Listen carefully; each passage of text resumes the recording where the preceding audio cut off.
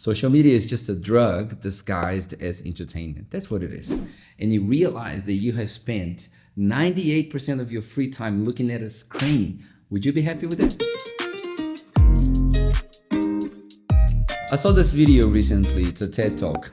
A guy talking about social media, attention spam. What do we do with our time? It's called The War for Your Attention. And it's a brilliant thing. I thought he was one of those Gary Vee wannabes, and he was just gonna talk about attention trading and all of that, but it's actually worth the watch. So you can find the link on the description and watch it. But at the end of the talk, the guy doesn't offer any solution. He points to the problem, and I hate when people do that. You point to the problem, but you don't show the solution. So on this video, I wanna show you what I think is the best solution for the problem he presents, how we use our time, how we are wasting our time, and how social media, screens, phones, all of those things are playing a role. I know you've seen some stuff like that, but I promise you, there's a lot of value in this. So much so that you will never watch any other video talking about the same subject. There's a promise right there for you. Let's go. So in this video, he explores the idea that we have been enslaved and have been trained to become slaves to technology. Since thousands of years ago, whatever the technology was at the time, we always find ourselves leaning towards making it easier for us and then becoming addicted to technology. It just so happens that in our day, the technology that we have become slaves to is social media. Social media is just a drug disguised as entertainment. That's what it is. The first time I looked at my screen time, I got my phone and I looked at my screen time, and I realized that I was spending 4 or 5 hours per day on the phone. And to give you a perspective, I work with the phone. I make content. Most of these hours was all work, and I was still scared. 5 hours, that's a lot. And to my surprise, the average person uses their phone these days for 4 or 5 hours for non-working activities. It's taken a lot of our time. So in this video, this guy shows this representation of our time on Earth, from the time that you're an adult, like 18 years old, until the time you are dead. And then he makes these little circles, as you can see, and he fills the circles with the activities, some for work, some for this, some for that. And then you are left with this amount of time. And then he argues that most people, unbeknownst to them, will use this time, 98% of this time, doing meaningless things, especially spending time on the phone. Now, if you're old and you're at the end of your life and you look back, and if you had the chance to look back at your life as these little spots of time, and you realize that you have spent 98% of your free time looking at a screen, would you be happy with that? Of course not, because you don't want to be looking at the screen. You want to be living that screen. Like I said it a while ago, we have to stop making reels and start being real. That's the whole idea. So on the video, his proposal is you will, from the time that you're 18 to the time you're 65, you will have this much years spent in this way. About 10 to 15 years, you'll be sleeping. It's obvious. We sleep for 30% of our time on Earth. So you sleep 7, 8, 6 hours a day. So for 10 to 15 years, you'll be sleeping. For another 10 to 15 years, you will be working, like your job.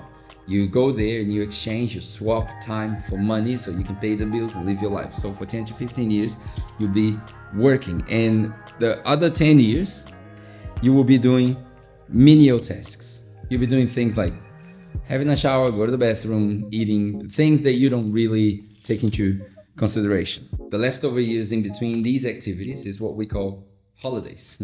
Every year you take a couple of weeks, 3 weeks, 4 weeks as holidays. But the reality is that there's a lot of people not really being able to take holidays because they don't make enough money, they have to pay the bills, they sell their holidays. And it's a cycle, it's that rat's wheel, we are locked up in there. So holidays, it's an illusion.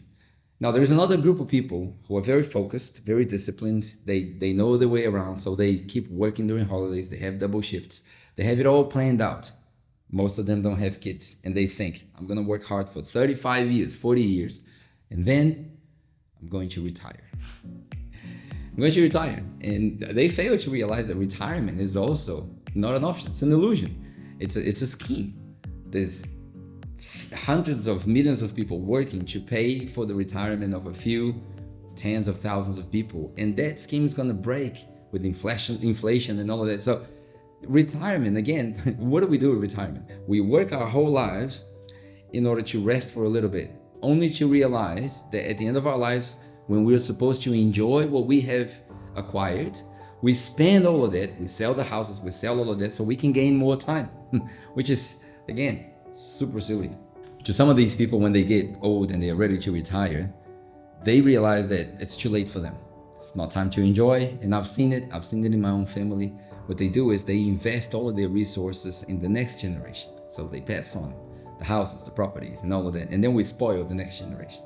There's a saying that goes like this: hard times will raise strong men. Strong men will create easy times. Easy times will inevitably create soft, weak men, and weak men will bring on hard times.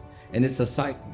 So unfortunately, every parent, every older person has this bad habit of just pouring down their resources and somehow crippling the next generation. We don't teach them how to create their own wealth, but we cripple them and we just hand stuff over to them. So in summary, for most of us, holiday is an illusion. Retirement is far from perfect. So what do we do now? How do we get out of this? So what if I told you that there is an alternative, a better idea? I'm about to give you the secret of a fulfilled life. And the secret is all about perspective. If you start to understand what you do for work, not as labor, not as menial tasks, not as just an activity that you go somewhere and you exchange time for money, that's the industrial model, not that. But you understand everything you do as an expression of yourself, expression of who you are in the world. If you start to understand it and change your perspective, you will inevitably end up in the same place where I have ended up, researching and studying and learning about these people who want to make your life efficient. That's the key word, efficiency. So I can give you one example. There's a guy by the name of Tim Ferriss. Don't know if you ever heard of him. He's my brother from another mother. Bored as I am, but he's not beat it. And he's got so much great content. But one of the books he wrote is called The 4-Hour Work Week. And in that book, he explores a lot of different concepts to sort of automate your life, and then you delegate the things that are not really exclusive to you, and you do only what you can do. Like the sort of the Pareto law, like 20% of the things that you do will determine 80% of your result. And that's true. That's true. Like, I'll give you an example right here. We're partnering with our guys at Qubit. Jordan is a magician. He's doing all of that. If I were to do all this, man, I'm lost. So this is his craft. This is his art. This is his expression to the world. And then I sit here and I just do me. That's 20% of the things that I do will generate 80% of the result. So Tim Ferriss will teach that in his book. There's a few things that he has turned back on, but it's a beautiful book. That approach works. You delegate what you're not really fond of, and then you just do what only you can do. It'll work, but it's a very hedonistic approach. It's a constant pursuit for pleasure. Like the 4-hour work week sort of brings an idea that my life is only gonna be good if I'm on the beach enjoying and just doing nothing. And that's not the intention of the author. That's not my intention, but that's what people get out of the book sometimes. So what I'm trying to say is that approach works, but it's not the best approach. I have another approach so you can use well the time in your life, which again, it's another book. I told you, I'm a bookworm. It's called The Blue Ocean Strategy. Have you ever heard of that book? The Blue Ocean Strategy. It's a book that talks about how to create a market with no competitors. And a few people have done that. Starbucks has done it. So you walk into a Starbucks, for example. Starbucks is not known by the coffee they sell. It's about the culture, the environment, the leather chair, and the space there. Uber is the same thing. Uber is not competing with the taxi drivers. Uber is Uber. It's different. And you know that a product or service is very successful when they rename the category with their name. You can talk about Gillette, for example. What's Gillette? It's a razor, but people call it Gillette, whatever, how you pronounce it. Uber. What's Uber? Uber is a taxi service, but it's different. It's Uber. An iPhone. iPhone is an iPhone. It's not a phone. It's an iPhone. I remember I saw this story that Simon Sinek told. He said he went to this conference by Apple and he gave a talk, and at the end they gave him an iPod. But a few months before, he'd been at Microsoft, competitors, and they gave him at the time something that was called Zoom. It was an MP3 player, and he used it for a few months and he was fascinated with it. So when he got this iPod from this engineer, he got in the car after the conference and he was talking to one of the Apple executives, and he said, I was at Microsoft a few months ago and they gave me a Zoom, like the MP3 player, and the executive went like, did they? Is that right? and Simon said, did you know that the Zoom is much better than the iPod? It's got so much more features, so many more features, it's much better. And the executive said, yeah, we know. And that was it. End of conversation. He didn't even reply. And then Simon insisted, and it's like, aren't you guys gonna do anything about it? Like, how are you gonna come back from it? And the executive said, we won't, because we're not competing. They sell Zoom, they sell MP3 players. We sell iPods. Nokia sells phones. We sell iPhones. You see, it's a new category. That's the blue ocean strategy.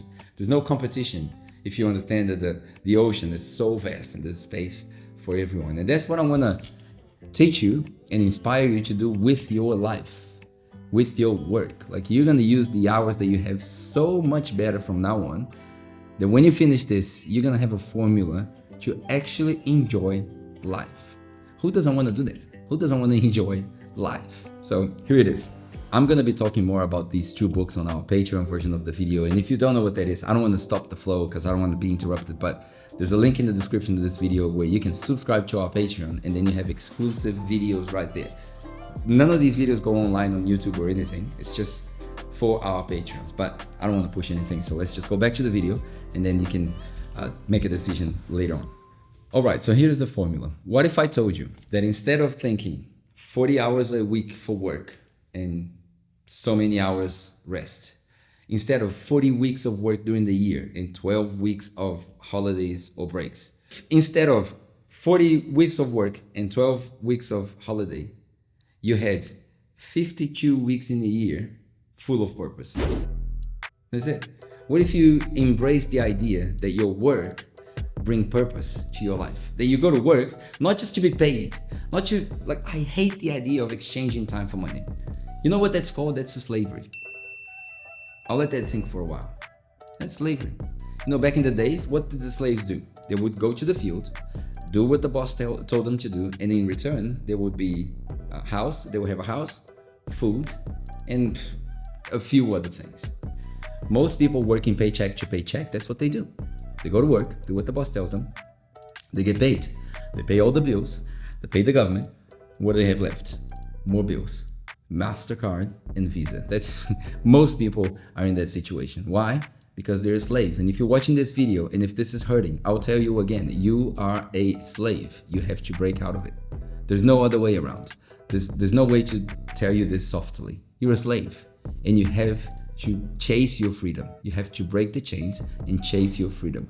And that doesn't happen arguing. That happens with a mindset shift. That's the shift, a mindset shift. It's all in here. If you change this, everything else changes. You can literally create your own reality. So first of all, you can't buy time. You can't. Like, if you go, okay, I'm going to go Tim Ferriss way and I'm just going to delegate everything and then I'm going to buy time. I'm going to do what I got to do and then other people are going to do it. You can't buy time because you don't know what tomorrow holds. So that's, again, an illusion. And gurus on the internet won't tell you that, because what they're chasing is the same thing you're chasing. They're chasing the first million, and then the first billion, and then the first trillion. It's never enough. We want more, more, more, more, and more. It doesn't matter what it is, but we want more. And as soon as you have more, you will want more. The more you have, the more you want, the less satisfied you become. It's just the logic. So the gurus are never going to tell you that. You can't buy time back. Time is gone. So you got to use your time well. The time that you have working, you have to make it count. You have to be purposeful. The time that you have with your family, the time that you have with everyone. So I'll tell you a story, and you can make whatever you want out of this story, okay? Once upon a time, that's how every story starts. Once upon a time, there was this guy who became very rich, very, very rich. Like, he was a farmer, and he had all sorts of crops and animals in his farm. And then he became so rich. The demand was so big that he didn't have any place to store his things. The crops and everything that he harvested, he wouldn't have a place to store them. So he looked for solutions, outsourced solutions, but none of them were satisfactory. Until the day that he came in front of his barns and he said, I know what I'm gonna do. I'm gonna tear down this barn and I'm gonna build bigger barns so I can store more. And then he heard this voice. You are a fool. Don't you know that tomorrow you're gonna be dead? And who's gonna use all of that? And then you fast forward the story. The guy died. Everyone's around the casket on his funeral, and you can hear the voices. People say, now, who's gonna use everything that he built? Who's gonna use all the money? Who's gonna live in the house? Who's gonna use the cars and the jets and the boats? And the guy's dead. Can't use any of that. Now, you probably have heard this story before. It's a biblical parable. Jesus told that story. Maybe not as I told. He was much better than I am in telling those stories, but it's a story that a lot of people go through. You work, and at the end of your life, people around you in your funeral, and they won't remember what you did for work. No one did. No one puts in their tombstone, Pedro, the engineer. No one does that. No one gives a crap about what you do for work. You're wasting your life. That's what's happening. Unless you change that mindset. You shift that mindset to something purposeful. And then they'll remember. Because they might not say Pedro the engineer, but they will say Pedro, the guy who built houses for other people. That's different. That's purpose in my craft. The moral of the story is you don't want to focus on then, future. You want to focus on now. What you have now, what you can do now. The beauty of life is a man is not defined by how much he has. We're not defined by how much we store, but by how much we spread. Not only, Jesus told so many parables about this, the parable of the sower. There was a sower that went out and sowed seeds. We are not known by how much we store for ourselves, but how much we spread to others around us, how much we can bless. The power of the blessing that we receive, that we can bless others with. I remember when I was a kid, my dad was an engineer, by the way. I was mentioning engineers, and I remember when I was a kid, there was a season in our lives, I think I was 6 or 7, that all of my mom's family, they were going through some very difficult financial hardship situation. So what my dad did, he invited everyone to live with us. I think at the time there was like 9 or 10 people in the same house. We didn't have a big house, but we weren't poor either. But my dad invited everyone, and I remember this very vividly. He bought an extra fridge. So in our house, we had 2 fridges. One for general stuff and one for meat, because we're Brazilians, we eat steak every day. So we had 2 fridges. And when we said, man, that was chaotic in the kitchen, because there was like 4 seats here in this table, 4 seats there, and people sitting on the outside. And every lunch was almost like a family reunion, like 15 people all together. But I learned a lesson that my dad indirectly taught us. When you get well in life, you don't want to buy more storage. You want to buy bigger tables so more people can sit at your table and you can share that, because we might not have much now. My dad might not have much now materially, but all of these people are eternally grateful for what he's done. And that's eternal value.